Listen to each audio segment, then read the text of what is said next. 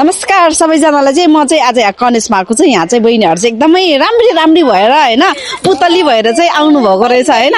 बहिनी तिमी यस्तै राम्री पुतली भएर चाहिँ कता हिँड्न लाग्यो? हामी फोटोसुटको लागि आएको थियौँ। ए फोटोसुटको लागि? अनि यति राति आउनुहुन्छ त? यसो हाम्रो जस्ट ड्युटी छुट्टी हो। अनि त्यस पछाडि चाहिँ दिदीहरूसँग आएको के छुट्टी भयो। छुट्टी चाहिँ कतिखेर भएको? 6 बजेतिर। 6 बजेतिर?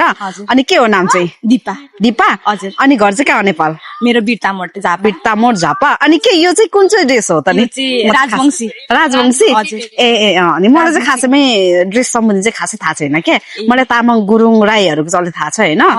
त्यही भएर चाहिँ यस्तो लाको देखेर चाहिँ मलाई अचम्म लाग्यो के ड्रेस हो। यो चाहिँ हाम्रो राजवंशीको है। अनि हामी चाहिँ आज सुट गर्ने भन्दै थियौँ राजवंशी कल्चरको।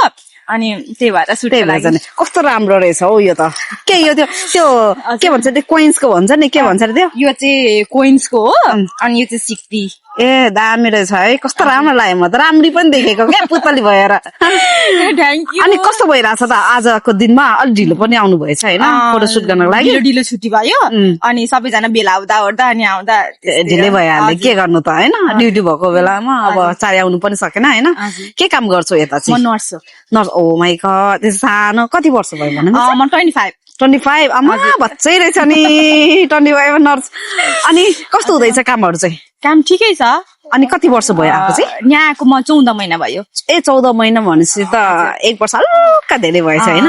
उतैबाट सिधा आउनु भएको कि? हजुर म सिधै आएको हो भिजिटमा आएर चाहिँ। अनि जस्ट काममा लागेको। अनि काम पाउन सजिलो भयो त? 2 महिना त लाग्यो।